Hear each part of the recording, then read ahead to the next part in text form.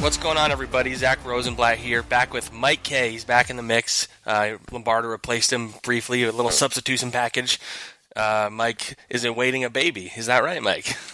That's what they tell me. At least, It still hasn't come yet, though, is what I hear. Yeah. I am on watch. Maybe during this podcast he leaves. Yeah, we don't know. So Zack typically tells me, hey, don't look at your phone, because we both have, crazy ADD. But I have to actually look at my phone because, I guess a baby's a big deal. I don't know. Sort of. I don't even really know why I need to be there. I did my part, so it's what are you going to do at the hospital? Yeah, I'll just shake some hands. Let's hope your wife doesn't listen to this. Yeah, well, she does, so this will be real fun when we get home. But, I'm excited to be back. I really enjoyed the last episode with Matt back in the mix. He was kind of, the 1 week rental, like the Bruce Hector of the bunch, you know what I mean? And you love practice squad call-ups. Yeah, I do. That is kind of my thing. What was it like for you? I'm sure it was a surreal experience, watching the team you cover on TV, though, right? Yeah, it was very weird. That happened to me sometimes in Jacksonville just because I work for TV and, Kristen from Fox doesn't always travel. It's kind of like you have to budgetize everything. And yeah, it was very weird this season. You had to cover 16 or 17 games and then all of a sudden have to watch it on TV is a weird feeling. For the record, the Eagles had a winning record while I was on the beat. So I wasn't here You missed week 1. Well, they won week 1, though. Right. Yeah. But, at one point I was like, oh, man, I'm going to get crap for this because they're 4-6, and it's all because of me, pretty much. But, it was very weird. I was kind of glad. I really don't like the Superdome because, as Zach knows, I read out loud, and I can't hear myself think in there. Yeah. So it's that stadium is... I love New Orleans. The city around the stadium is fantastic. That stadium is my least favorite in the league that I've been to. I like it less than FedEx Field. FedEx was terrible, and I don't think it's fair, but the Coliseum was awful because half the time a post was in my face. But it's like an obstacle course. The elevator only carries 9 people max, going up and down with a media. I mean, that's just media complaining.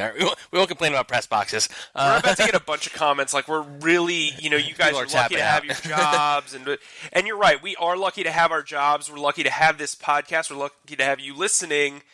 And we should get a little personal here. I mean, this was our first year covering the Eagles, kind of a big deal, first year together, and we made it out in a couple of pieces. There's 2 of us, but very cool. All the feedback you guys have provided, all the listeners. I know it's tough when hosts change and writers change and stuff like that, but we've been feeling the love and the hate, which is kind of what you want, right, Zach? Yeah. All right. I mean, I've always been someone who appreciates criticism, and so I know people occasionally will write stuff in a harsh tone, and there are people who write it in I don't mean to be offensive, but you gotta stop cutting Mike off, and that helps us. So we appreciate those emails, the comments, rude or nice, either one.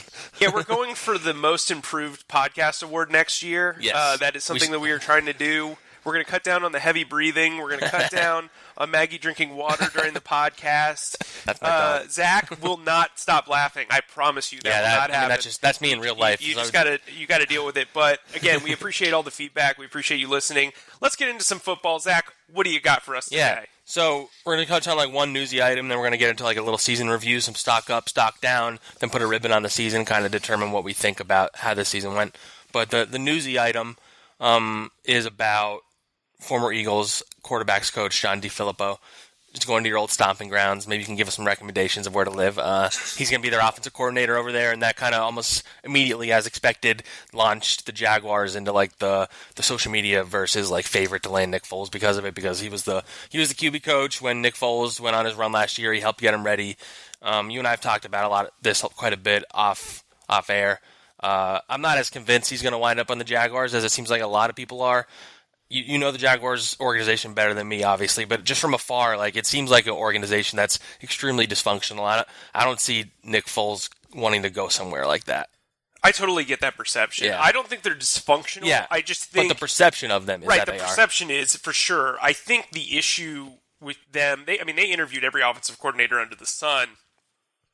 But part of the reason for that is you're retaining the three-headed leadership group that saw a team completely regress from an AFC runner-up to whatever they were. the worst team in the AFC South, which a couple of years ago would have been like a death sentence. Tom Coughlin, Dave Caldwell, Doug Marrone. I'm actually a big believer in two of those gentlemen. The last two, Dave and Doug. I think Dave Caldwell gets a lot of flack when he's actually, if you really look at his draft record and ability to draw free agents compared to somebody like Rick Spielman for the Vikings, who has repeatedly failed, or someone like John Elway. John Elway's got a Super Bowl, I get it, whatever. He inherited a really good team. But again, I think Dave is a really smart guy. I think he's got a good eye for talent. He's just failed at the quarterback position, but that is a huge, discrepancy, and you got to critique him for that. Doug Marrone is the CEO coach. As an offensive coordinator, it's appealing to work for him because you get to call your own plays, which is something DiFilippo obviously wanted to do. That's why he went to Minnesota and didn't jump at the chance to possibly grab Frank Reich's role when he left.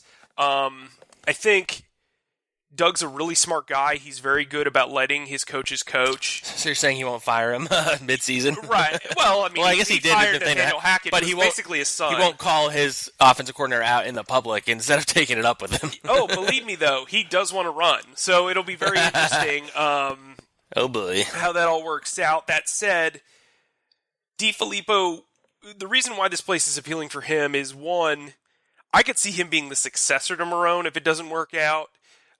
He's also got the most important job. The way to keep your job if you're Caldwell, Coughlin, and Marrone is for John DiFilippo to develop the next quarterback or bridge the gap with a veteran so that you feel like your offense is set. Now, that said, their wide receiver group is like the equivalent of the Browns a few years ago when they had Mohamed Massaquoi and who's the Robisky? Brian Robisky. You remember that? Like when there was like nobody on that roster. They have D.D. Westbrook, who's got a lot of potential. They've got Marquise Lee, who's coming off a knee injury, who I actually think they can use a lot like Nelson Aguilar a couple of years ago. But that cupboard's bare for the most part, as far as like stuff you can depend on. They've got Leonard Fournette, but he's a head case, and he averages like 3.5 yards per carry. That's inflated by a couple of big runs. And then the quarterback position, you got to figure out Dwayne Haskins, who I think is the runaway top guy. I think we agree on that. Or do you bring in somebody like Nicholas Foles? So I'm giving you a long answer and I'm rambling. But I don't see it. I don't see it for several reasons. One, you brought up the outside dysfunction. You've got Jalen Ramsey making fun of former defensive backs coach Perry Fuel when he gets a job with the Carolina Panthers on Twitter yesterday. Though I will say Foles was one of the guys he complimented in his preseason rant. That is true. And he complimented him to me when I was at the Pro Bowl last year. That's why he picked the Eagles. He said, Ronald Darby's my dude, Nigel Bradham's my dude, and Nick Foles is pretty good. He's an FSU grad. Jalen Ramsey calling out guys, the outside dysfunction, the way that certain people handled the losses. Leonard Fournette getting into fights and getting suspended and having all this controversy. Nick Foles, we spoke to him during cleanout day, and I asked him specifically what he's looking for in his next team, and he said he wants a great locker room culture. Last year, the Jaguars played like they didn't believe in themselves, and everybody was for themselves, and it was all individuals. At least from an outside perspective, right? That's not Nick Foles' locker room. That said, it's hard to find like a locker room that you're like, gee golly, man. On top of that, I get it. We're connecting the dots with John DiFilippo. John DiFilippo was with Nick Foles for a year. Mm. Nick Foles didn't have really a preseason.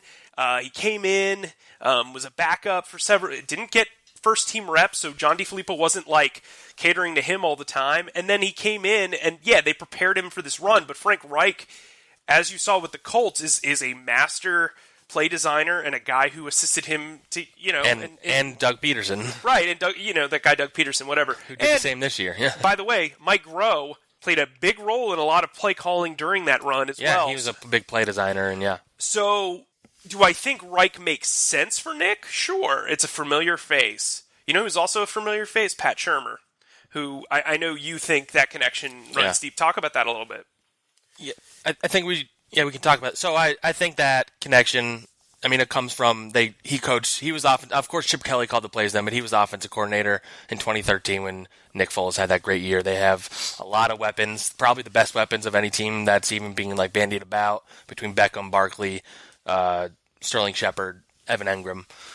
obviously they also have their own level of dysfunction over there, and he has a great connection with the Eagles fan base, and there's the whole idea that would he really play for the Giants? I think he would, but I view the Giants as one of like the top 3 contenders. I'm still working through who I think the other ones are. I think the Broncos are intriguing. I think the Dolphins.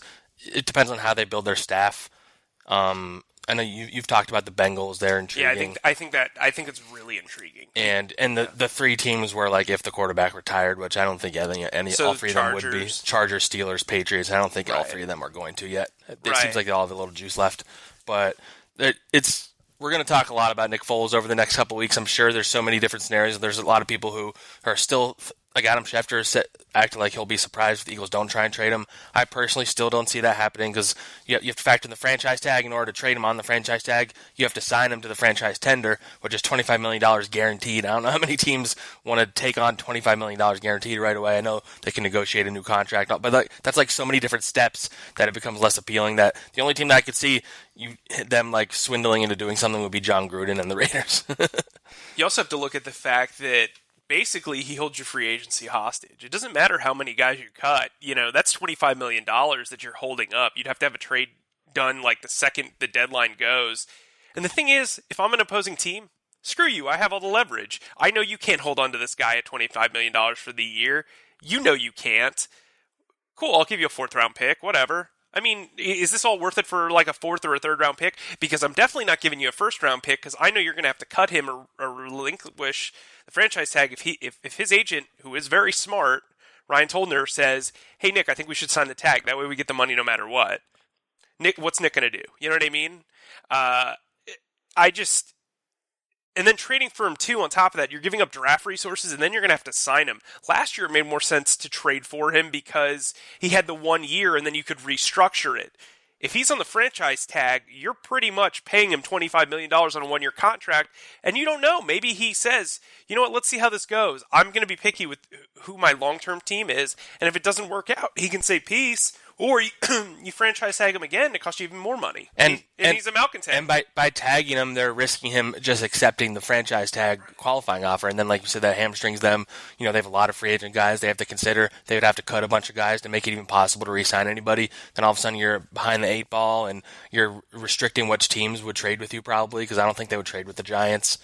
So on top of that, it impacts your ability to extend Carson Wentz. Yeah, that's a big factor, yeah. Right, so you're also, I'll say this, everybody in that locker room loves Nick Foles. If you're holding Nick Foles against his will and creating a distraction, I'm not sure that's the best way of going about business. I think what will happen is exactly what Joel Corey said in his CBS prediction. They'll pick up the option because it's good business. He'll buy it out at $2 million. They'll say, bon voyage, and pick up a compensatory pick. Either way, you're getting compensation for Nick Foles. I will say Howie Roseman, as he often is at these press conferences, was pretty sure to make sure he didn't say anything about his plans with Nick Foles when he was asked about him. He made sure to point out that they're going to do what's in the best interest of the Eagles, which implies that they would try and trade him if they can.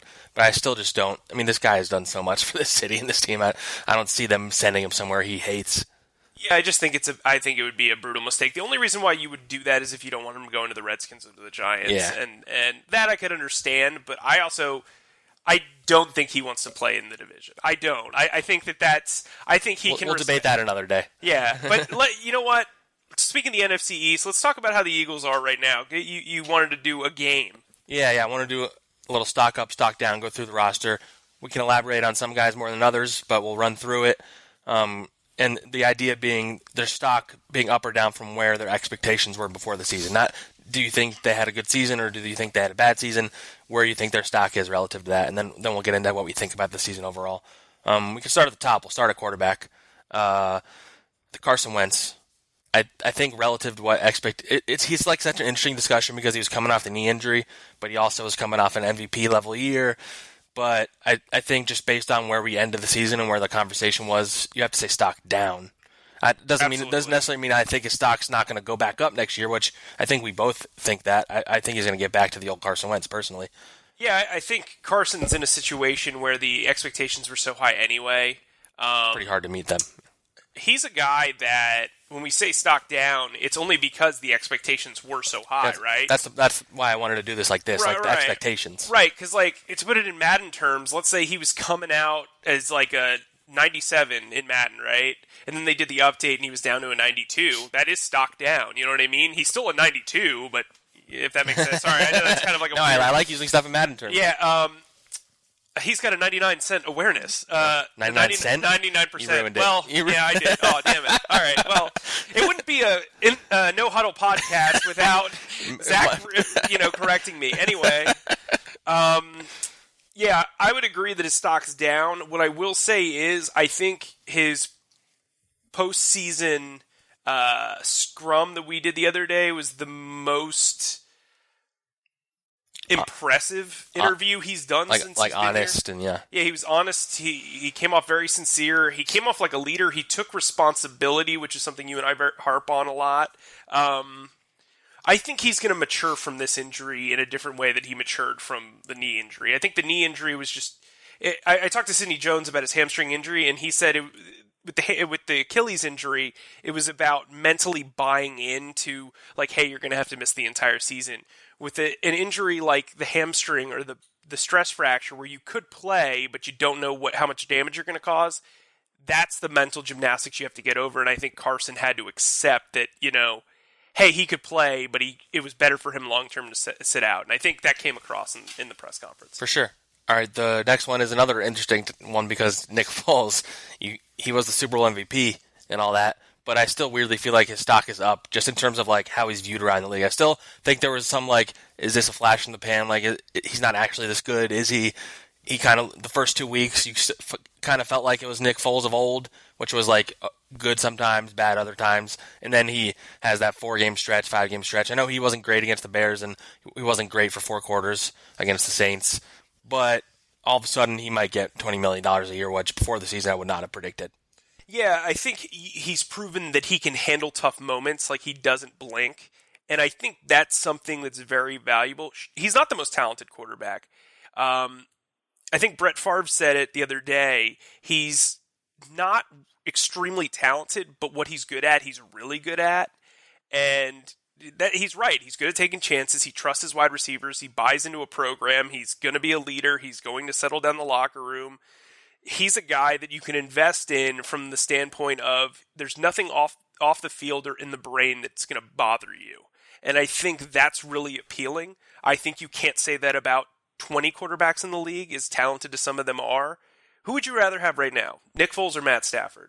Nick Foles. Who would you rather have right now? Matt Ryan or Nick Foles? This is an interesting discussion, actually. Let's do this. Yeah. Matt Ryan or Nick Foles, I think. Who would you rather have right now? Yeah, you always ask me the questions. Let me do it to you. Who would you rather have right now, Case Keenum or Nick Foles? Nick Foles. Who would you rather have right now, Kirk Cousins or Nick Foles? Nick Foles. Who would you rather have right now, Patrick Mahomes or Deshaun Watson? Patrick Mahomes. Who would you rather have right now, Deshaun Watson or Nick Foles? Deshaun Watson. I'm talking about for a season. I still would rather Deshaun Watson. Okay. I'm trying to think of somebody who I could put on Nick Foles' level. Yeah, like not Who would quite. you rather have, Jared Goff or Nick Foles? That's actually an interesting discussion. Well, thanks. For one season, Nick Foles. Okay, so then that's the parameter. That's like the threshold right there, I think. That's the threshold, okay. So probably like the 12 to 14 to 15 top in the... Who would you rather have, Nick Foles or Phillip Rivers? Phillip Rivers. Okay, so then there you go. Yeah, so you're at the 10, 11, Ben Roethlisberger or Nick Foles. I'd rather have Nick Foles. Not even thinking about it. Yeah, and I don't love Ben Roethlisberger as like his personality and as a leader personally. So yeah, I could tell you who I would take off the top. Big Ben's a better quarterback, but right. Yeah, but that's what I'm saying. Yeah. That's what you have to like. It's all a factor. So like, if I had to think off the top of my head, Tom Brady, Aaron Rodgers, Patrick Mahomes, Cam Newton, Carson Wentz, Baker Mayfield. I don't know if you have Deshaun Watson ahead, but I wouldn't. He's got as much turnover issues as Nick. He makes as many mental errors as Nick. He's just mobile. Andrew Luck. I can think of 8 guys right there that I would take over him. But there's probably 4 more guys that... He's better than more than half the league starters, probably. That's the point. Yeah. It's so hard to find a top 15 quarterback. You know why? Because there's 17 teams that don't have one. Yeah, there's only 15 of them. Right, exactly. So I think if you're a team that you feel like the Jaguars, who thought that they were built and could do a bunch of stuff, he makes sense for them. If you're a team like the Bengals, who've kind of always been middling, and you think a quarterback can be the thing that takes you over the top, that makes sense. The Dolphins, if Stephen Ross feels like he needs to build a culture around a quarterback, Nick Foles is your guy. Oakland, if John Gruden once said, "Hey, gee, I like this Nick Foles guy on air," maybe it works out with Mike. Yeah. I actually think that if they weren't in such like a tumultuous situation with their move, I think that it would make a lot of sense for them.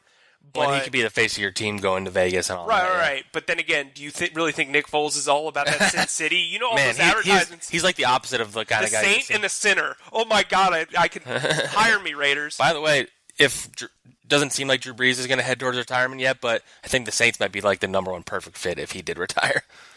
You're going to upset a lot of Teddy Bridgewater fans, but yeah, I agree. Well, Teddy Bridgewater's going to be a free agent. He might not even stay there. Yeah, well, and I don't think he's going to get a starter deal either. But whatever. Anyway, get angry at me, Internet. But all right, what about Nate? Just because we both like Nate a lot, we'll just mention him. We're not going to go through like all the backups, but he didn't. It's hard to say. I think his stock was at a pretty good level when he started the season. I think it's at the same level now. So I would say it's like didn't change.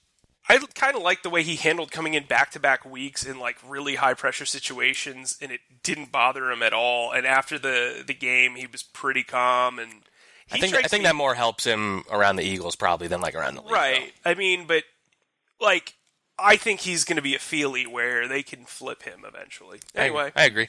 All right, running back. This is maybe the most interesting position group to go through. Let's just run through them. We got Josh Adams, Wendell Smallwood, Darren Sproles, Jay Ajayi, Corey Clement, Boston Scott. No, we're not going to talk. All right, we'll start with Jay Ajayi because he started off the season as our number one running back. You have to say stock down. He only played 4 games. He went into the season hoping to prove himself as a free agent. One of his biggest concerns was health, and he hurt his knee, which he had bad knees anyway. And his back. Stock down. Yeah, and his back. He played with fractured back too, by the way. Yeah. Or I don't. They call that the Clay Harbor in Philly. All right, you got Darren Sproles. And probably evened out, actually, because it probably started out like his stock was down, and then the way he played at the end, stock was back up, and he probably kind of evened out to what you expect out of Darren Sproles. We've admitted that we were wrong about him. We don't need to belabor that point anymore. Sorry, Darren. Sorry, Darren. I'm curious. He's going to be one of the interesting storylines this offseason, whether he comes back or not. Matt, if he wants to, yeah. Corey Clement, I'd say relative to expectations, I think stock down. Because he went into the season, I thought he might end the season as our number one running back. Before he got hurt, he wasn't really heading towards that. He was playing a lot better at the end, but it's pretty clear that he's more of a complimentary, goal line / pass catcher, and I think they missed him quite a bit those last few games. I think he's a number 2 running back, a really good number. Like, Corral Buckhalter was a number 2 running back and a really good one. I think Corey Clement could have a really good career as a number 2 running back. He seems to be bought into that. He was slowed down by the calf injury that he suffered in week 2. But, like you said, he made some strides. That was like one of the most unfortunate injuries too, because like Carson Wentz had like a bad handoff and like the hesitation, I'm pretty sure is what caused that. Not that I'm saying it's Carson Wentz's fault, but like the reactionary steps to that. That was rough. And then you want to talk about Josh Adams. Josh Adams. You have to say stock up. This is a guy who was cut after preseason. He was re-signed to the active roster after week 3, became the full-time running back by like week 8, 9, 10. He got some carries in that Jaguars game. He wasn't really the full-time guy yet. He had 20-plus carries back-to-back weeks. He had, kind of exemplary of like what the running back room was this year. By the end of the season, he was completely out of the rotation. And it seems like people have soured on him already, which I think is crazy. I don't think I was a little overzealous with what I expected out of him after what we saw those first couple of games, but I still think he's a good rotational running back, and his stock is certainly up. He was one of the bigger surprises of the team when you consider they haven't given a guy 20-plus carries since Ryan Matthews and in consecutive games since DeMarco Murray. Like, this is just not how they operate usually. I know part of it's because the other running backs were hurt or not that good, but I think his stock is an easy up, and there are people who don't think he's going to be on the team next year. I think that's wild. I wonder if he was a little banged up. Yeah. Heading into the postseason, just because they were so adamant about... Yeah, they even said that he was the number one guy. Yeah, they were adamant that he was the number one guy. He was also taking snaps at the goal. Like, he was their short yardage guy, too, and they just decided not to do it. I don't know. It's interesting. I'm interested to see what happens there. I think he's going to be part of a rotation. Like, I think ideally you have Wendell Smallwood. I think you keep 5 running backs next year. Here, I'll say this. I think you keep Josh Adams, you keep Wendell Smallwood, you keep Corey Clemente, and if you bring back Darren Sproles, awesome. None of those guys are starting. The guy who's starting is the guy you either draft or sign. You wrote a great piece about it today, about making moves. I'm a Tevin Coleman guy, but the dude, like, I would absolutely say would be a slam dunk. Actually, I don't know if he would be from a PR standpoint just because of how the Saints reacted to everything. Mark Ingram. Mark Ingram, to me, it would be perfect. I just think it seems like likely he goes back to the Saints is the only reason I didn't even include him. I've said Latavius Murray's an interesting fit, and then I know a lot of fans like Joshua Jacobs from Alabama, but I don't know if the Eagles are going to want to use their first-round pick on that guy, and he won't be there by the time it gets their second-round pick. The last guy is Wendell Smallwood. Considering how low the expectations were, like, that's an easy stock up. I think he's clearly a role player in this offense. It wouldn't shock me if Josh Adams was not on this roster. It would be because of Wendell Smallwood. I think because Corey Clemente's a guy that they're going to build. They're going to build into this offense. He does too many things too well. If Darren Sproles is back, then you reconsider. But Doug Peterson was very adamant that they did not have all the talent that they needed at that position. There's going to be some intense battles at that running back position, especially when you consider that they have, like, 2 number 2 running backs and 3 number 3 running backs. Yeah. And not a 1. You know what I mean? So, Jay Ajayi, I wonder if he would be willing to sign a 1-year prove-it deal. I doubt it, but... I'm not even sure if the Eagles really want to bring him back anyway, honestly. Yeah, just because of all the bodies they already have, and I think they'd rather get somebody you can rely on more. Yeah, you want somebody younger. Yeah. He's pretty young, to be fair, but yeah. Okay, somebody with... Yeah, no, I know what you're... That's someone who has the body of someone who's younger. Receiver, we can just quickly say stock down to Mac Hollins, Mike Wallace, and Shelton Gibson. We don't need to elaborate too much. I think everybody knows the whole story. I mean, Mac Hollins, I joked on Twitter Q&A I did that he's in the witness protection program. Somebody asked where he is. We didn't see him. He was like on the practice field like once. And anyway, that's going to be a storyline. I'm not convinced he makes the team next year unless he's completely healthy. I'm not either, but... Every single time you write anything about like an off-season roster move with a wide receiver, if he's not like at the forefront of, hey, he's on the roster, you get an email. It's happened to me 3 times. And I've included him in the pieces. It's just he's not like... It's like, yeah, Mac Hollins was on IR for the rest of the year. And it's like at the bottom of a bottom paragraph. It's like, all right, whatever. All right, then the obvious stock up is Jordan Matthews, who, I mean... I thought he's like a fine veteran. He played better than I thought he was capable of at this point of his career after all the injuries he's been through. Solid 4th receiver. I know people are like arguing with you about the idea of him being a 4th receiver. I'm fine with it. I think he's a fine veteran. I know he doesn't do special teams, but what? So I need to talk about this because this drives me crazy. And please comment, be in the comment section. I'm not trying to be condescending, but it's very frustrating to me when I see somebody say something like because fans in general have been trained to think bottom of the roster wide receivers, oh my God, they got to play special teams.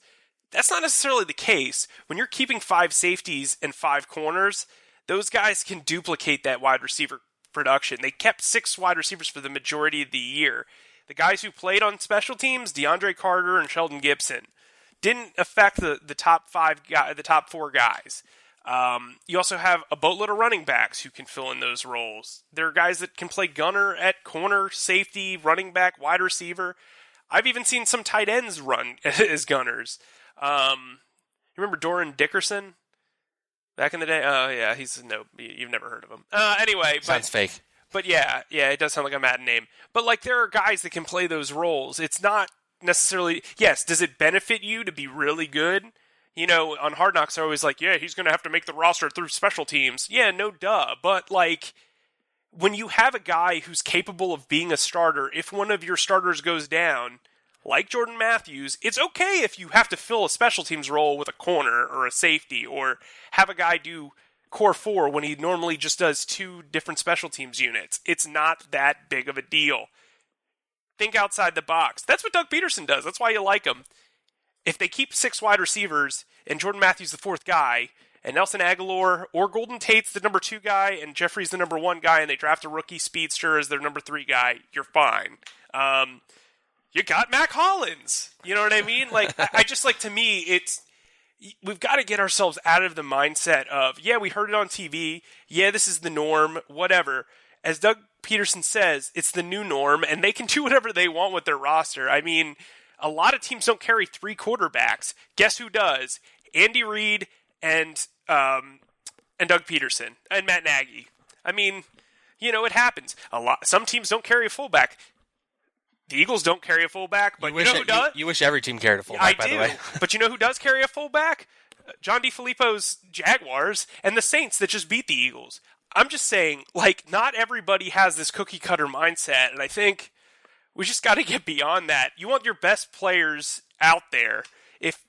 Golden Tate doesn't play special teams, and he was the 4th wide receiver for at least 3 games this season. So it's like, again, whatever. I'll get off my soapbox, but I just found that really fascinating. A rant about Jordan Matthews. Who would have thought on this no-huddle show that would take place? Funny callback. When they were looking into Jordan Matthews, I said, I think Nick Foles might make more sense at wide receiver than Jordan Matthews. And I was wrong. So sorry, Jordan. Yeah. All right. You mentioned Golden Tate. I think that's an obvious stock down one, just relative to what the expectations were for him coming in. His numbers were pretty poor relative to what he had done with the Lions. And then the 2 interesting discussions are Alshon Jeffrey and Nelson Aguilar. I'd say Alshon pretty much had the same season he had last year. I'm not sure if that would qualify him as a stock down. You could make the case that it does. He missed those. He did miss the first 2 games. So actually, he missed 3 games. 3 games. You're right. So the stats actually are better. Yeah, the stats are better, and he would have had a 1,000-yard season. And I think he was more dominant this year. Like I know the numbers maybe don't say that, but Aguilar's interesting. I'm going to say stock down on Aguilar because I think a lot of people came into the season, including myself, thinking that he was going to make another leap forward, and he kind of stayed the same as last year, which is fine. He's a really good player last year, but there were many weeks where he was disappeared, and that wasn't always his fault.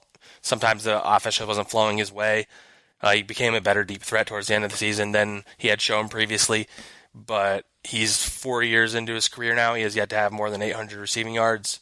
He had 8 touchdowns last year, which is really good, but I think that his stock's down. Maybe not a lot, but I think it's slightly down. That's my opinion. So the reason why I would say it's like a push or an even is because you look at how much they relied on him in those first 3 games. Like, he was out catching Zack in those first 3 games. He was the only wide receiver there. And then they bring in Jordan Matthews. They bring in Alshon Jeffrey comes back. Then they trade for Golden Tate. I think Nelson's the most dynamic wide receiver of anybody on that roster right now. That said, I don't know how they plan to use him. Mike Groh loves him.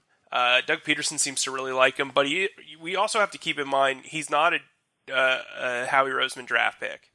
And so that's the thing that gives me pause. They picked up his option. It's only guaranteed for injury. He's healthy.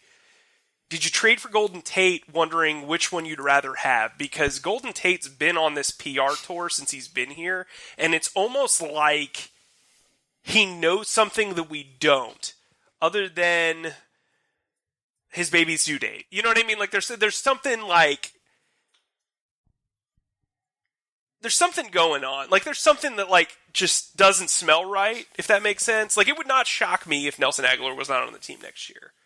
That said, it wouldn't also shock me if he signed an extension that lowered his cap number and he was good to go. I would personally keep Nelson Aguilar. But, you know, maybe you've had Golden Tate here for 10 weeks and you feel like he can perform duties that you didn't have him do this year, but you know he can perform because you've seen him in practice. I don't know. That said, if you feel like you could get a draft pick for Nelson Aguilar, like a 3rd-round pick, which I don't think you can, my blessings onto you, but I just think like Nelson Aguilar is so much more dynamic than a lot of people give him credit for. Also doesn't play special teams. He does a lot away from the ball, too. Tight end Zach Ertz, obviously stock up. Dallas Goedert, stock way up. He didn't even get a target, I don't think, in that Saints game, which was a problem, but the Saints probably weren't making that a possibility. Richard Rodgers, stock down. I mean, he didn't really do much. He was kind of, the 3rd tight end actually did a lot in this offense last year. Does he play special teams? Are you going to do that all day? No, I'm done. All right, offensive line. This is Jason Peters, stock down, I would say. left guard, we got Seumalo stock up because there were no expectations for him coming in. I would say so. Wisniewski stock down. He started as a starter, lost his job. He might have to start for them next year, depending on Brandon Brooks' health. Jason Kelce somehow stock up, I would say. Brandon Brooks probably stock even. He was really good, and we expect him to be. Lane Johnson probably evened out in the end because he started off slow, ended really great, and Vaitai stock way down because there was some positivity coming from him at the end of last season. And then guys like, Jordan Mailata, relative to, I didn't think he would make the team. He was definitely stock up. Anything that sticks out you want to throw in about the offensive line? Jason Kelce's the best center in the entire league. It's not even close. And I think Brandon Brooks is the best right guard in the league. That said, you brought up Seumalo. I think Seumalo has really developed as a run blocker. He had a pull. I want to say it was against the Bears. It was one of the best pulls I've ever seen from him. Like, he's developing. Like, he's learning. And I think that that's really important. Because the offensive line is such a mental position. You guys also have to act as a group. I think Jason Peters has played at his best next to Seumalo as opposed to Wisniewski, though I think Wisniewski was not playing all that poorly before he was benched. I thought he played well during that 3-game streak. But yeah, I think Seumalo's grown. I don't think you guarantee him the left guard job next year, but I do think he's grown to the point where you feel comfortable with him. Well, if Brooks is out any significant amount of time, you kind of have to guarantee it to him because it's going to be, unless they sign somebody, which I think they would sign a veteran at least for depth. They need it. So the guy that I like there is Roger Saffold from the Rams. He's played for the Rams his entire career, but he's played left tackle. He started at left tackle, started at right tackle, started at right guard, started at left guard. That's the type of versatility you want in like a 2-year deal for a veteran. He can play wherever you want. Maybe he starts at right guard while Brooks is out, and then he's your left tackle insurance and plays left guard when Brooks comes back. But I don't know. I like him a lot. I think he makes a lot of sense if the Rams don't want to pay him. And left tackle will be a recurring storyline this offseason, depending on if Peters retires. Even if he doesn't, they need to get somebody who can replace him. But let's flip over to the defensive line. We can start at defensive end. Derek Barnett. It sucks that you have to do this, but when a guy gets hurt and he only plays however many games he played, 5 games, that means stock down. If you don't play the full season, that affects your grade. And he was playing pretty well before he got hurt. I'm still optimistic about his future. Shoulder injuries you can come back from. It's good that he got the surgery earlier in the year. I would say stock down for him. Michael Bennet, stock way up. We've raved about him plenty on this show. Brandon Graham, probably stock down just based on where he ended last season. He had that game-winning play in the Super Bowl. He had 9.5 sacks last year, only 4.5 this year. Still had a lot of pressures. Still was really good for them, but he clearly lost a little bit of the athleticism, and I don't think he was as good. I would say Chris Long, even stock.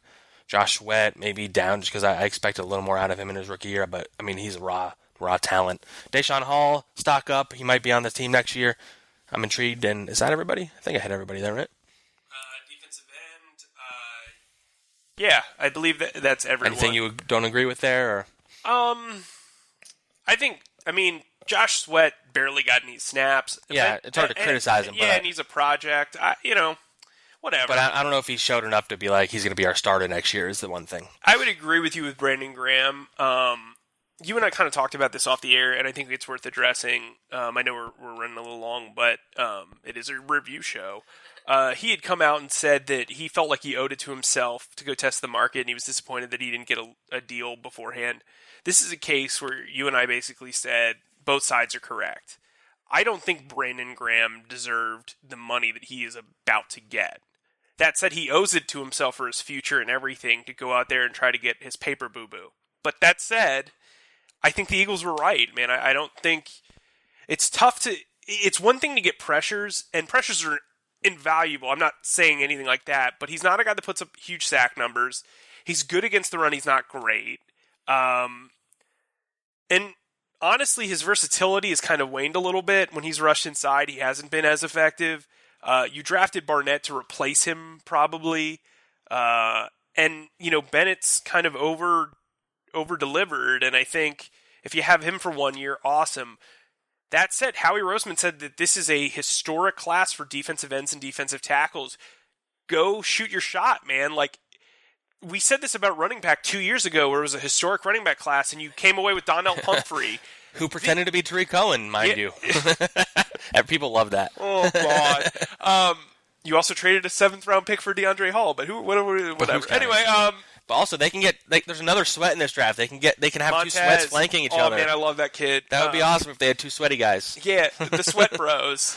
It's getting sweaty in here. Anyway, I do like Montez Sweat from Mississippi State. I also like the Boston College kid Zach Allen. If those 2 guys are there, I think they make sense. Zach Allen actually is pretty much Brandon Graham. I think the Eagles would have considered Harold Landry last year, by the way, if they had stayed in the end of the first round. He turned out pretty good for the Titans. Yeah, I mean, I think if you're looking at the past classes, look, you can never go wrong with a defensive end, a quarterback, or a corner in the first round, in my opinion. Yeah. I know a lot of people are going to say, "Hey, get a deep wide receiver, get a really good running back." They haven't drafted a running back in the second round or higher since LaShawn McCoy, and LaShawn McCoy was a guy that they literally waited for him to come, and he was in my opinion, he's the second best running back of his generation. So again, I don't see it happening. I don't see them going running back early. I think it'll be the lines. If they can draft a guard, a tackle, and a defensive end, or a defensive tackle, defensive end, and offensive tackle in the first 3 rounds, I think you feel pretty good about yourself. Yeah. Defensive tackle, Fletcher Cox somehow, stock up. Tim Jernigan, he looked really good at the end, but you still have to say stock down because he only played a few games, and he had a mysterious back injury that he's going to be one of the interesting cases offseason of his contract. Haloti Ngata, I mean, I didn't have high expectations for him, but they signed him to be their starting defensive tackle. Stock down. Trayvon Hester, stock up. He's going to make the team next year. Yeah, I think Hester played pretty well.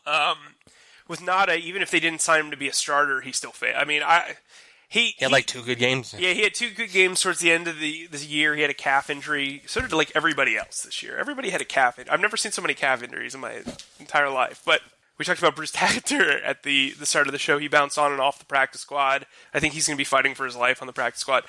There's a lot of good defensive tackle depth in this draft, and I'd be shocked if they didn't come away with one in the first 4 rounds. I would say... Interesting is a word for them, yes. Jordan Hicks, stock down. He got hurt again, and he wasn't great when he was playing. Nigel Bradham's probably even. He wasn't great all year, but he was pretty good towards the end. He wasn't great against the Saints.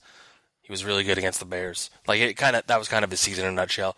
Camus, Grugier Hill, I'd say stock up. He seems like a piece for the defense going forward. If not like a full-time starter, then like close to it. Nate Gary, stock down, even leaning towards down. If you had major expectations for yeah, like, for sure. Come on, bro. I don't think we need to go too crazy on the linebackers. Jordan Hicks is a guy that we'll talk a lot about in the offseason, I think. Yeah, and rightfully so. Again, another guy that's not a Howie Roseman draft pick, so it's worth thinking the about. chip purge. Yeah. All right, from there we got secondary. There are a lot of guys to cover here. Corner. All right, start with the Jalen Mills, Ronald Darby duo. And I guess you have to say. I mean, Jalen Mills only played half the season. Ronald Darby around the same, so that's stock down. And they had their ups and downs. They were really good at times and really bad at times. That's them in a nutshell. I think there's a chance Darby comes back. I don't think he will. But there's a better chance. I think people realize. Absolutely. Jalen Mills, you and I both still like him quite a bit. It feels more and more like, God, just move him to safety, and it would be so perfect. Just help the kid out. He's so good at manning up on the ball. And Vontae Maddox needs to be an outside corner. Well, see, that's the thing. If you're not going to make Mills the free safety, you have to put Maddox there. You've got to put Maddox there, and I guarantee you'll get asked about this on other podcasts. Yes, because safety is going to be. To me, Rodney McLeod's the most fascinating situation ever. We'll get into safety in a second, but let's finish out corner. Vontae Maddox is an easy. I guess we'll call him a corner because he played 12 different positions this year. Maybe the most stock up out of anybody on the roster, honestly. He's the defensive rookie of the year for this team. He might actually be the third most valuable defensive player. And the only other player who has a case as a better stock up would be Crevon LeBlanc, who, man, that's his performance in that Saints game, man. He picked off Drew Brees in the first game, and he had like 2 or 3 other like just phenomenal pass breakups. He's already, I'd argue, he's one of the top 10 most popular Eagles on the team right now. Like, that's how high his popularity went. And it's funny because, like, he was cut by 2 teams this year. And this is like a classic Howie Roseman, like, find a diamond in the rough / Joe Douglas. I know you're smiling because you're like, yeah, I knew we were right, blah blah blah. But I mean, they hit a home run out of the park, and that's an easy stock up. The other guys, we got Rasul Douglas, stock up. for some reason they didn't play him for the first half of the season. You at one point, it might have been in London, you went on a rant about them not playing Rasul. I think there were a few different rants. You've had like a couple rants this season. That one, it made even less sense as you saw. Like clearly, we've talked about this plenty, but he's a guy that needed to get into a groove, and you weren't allowing him to do that. So he struggled those first couple games. He started full time. Who else we got at corner? Josh Hawkins, poor kid. He had to play so much against the Saints. And not well did he play. I mean, he played one snap this season. Like, I don't even blame him. Yeah. So what I'll add to that, because I think you summed it up perfectly. Yes, I was right about Crevon LeBlanc. I'm so smart. I know my stuff. I am so smart. So what I'll say is the Eagles actually have a really good problem. Like, if you go back to probably October, we were talking about how cornerback was an absolute dumpster fire. Right now, it's one of the strengths of this roster because if you're in the camp that really believes in Jalen Mills, which is what Jim Schwartz and Howie Roseman and Doug Peterson clearly are, on top of that, Darby could be sent off, but you have Rasul Douglas who's really developed into a decent outside corner. I would say he's good. I would say he's pretty good. And then you've got Crevon LeBlanc, who can play inside and outside. He's proven to be a really smart guy. If they bench him for, like, Sidney Jones, come on, bro. That's going to be one of the storylines in training camp. Like, there's no way you can put that guy on the bench, right? Oh, Sidney Jones is the guy we didn't mention. He's stocked down, obviously, for sure. Well, and then here's the thing. If I'm them and I'm looking at corner, I'm thinking Jalen Mills, Rasul Douglas, and then Crevon LeBlanc in nickel because, A, that's your cheapest look. B, you don't know if you can depend on Sidney Jones. C, you're still probably drafting a guy in the 4th or 5th round. D, if you move Avonte Maddox to free safety, you could always use him at corner. Avonte Maddox's best position is outside corner, which is why, like I said, it would just make so much sense to move Jalen over to free safety. And I don't know if they're going to do that because they're pretty set on him as a corner. So Same with Douglas. I mean, all three of those guys could theoretically play free safety or outside Mills would be the best safety out of those, I think. Or in theory, he has the potential to be, but I don't know if he wants to. I don't know if they want to move him. Safeties, Malcolm, stock up somehow. I know his numbers aren't there, but his stock's up. He played every snap this season. Like, it's unreal. Best free agent signing probably in team history, you could argue. Oh, also headed to the Pro Bowl for the third time in 4 years. Yeah, he's replacing Landon Collins, who probably should have been it over anyway. Let's see. I mean, Maddox kind of applies here. Trey Sullivan, stock up. He had an interesting season. He had, he made the team in the first week because DeAndre Hall was suspended.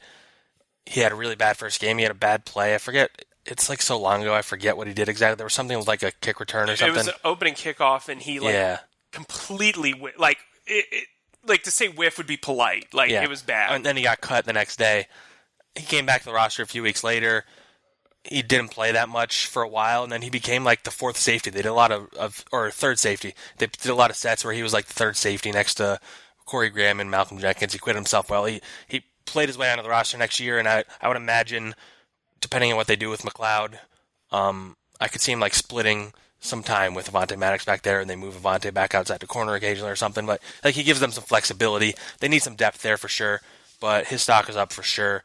Corey Graham, I mean, he played more. You might even say stock up, just because I don't think anybody thought he should have started and he shouldn't have, and he was fine at the end of the year.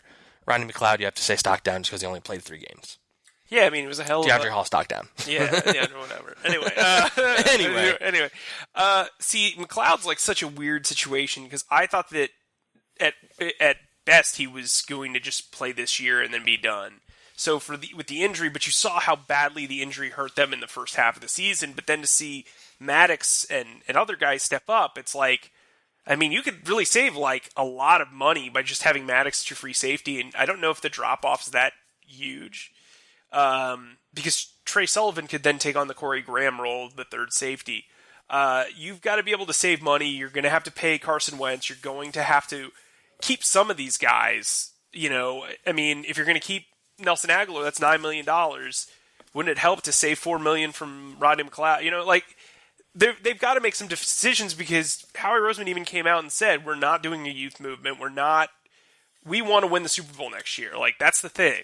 And so you've got to be able to pay guys on the street. I just did an article on 11 free agents that are bargain guys, but they still cost money. There's still, a cap hit to them. And I think if you want to get those Roger Saffolds, if you want to be able to sign linebackers like Kyle Emanuel or bring in running backs like Bilal Powell, you've got to have some sort. And everybody in the comment section is like, why would we want Bilal Powell? Fair.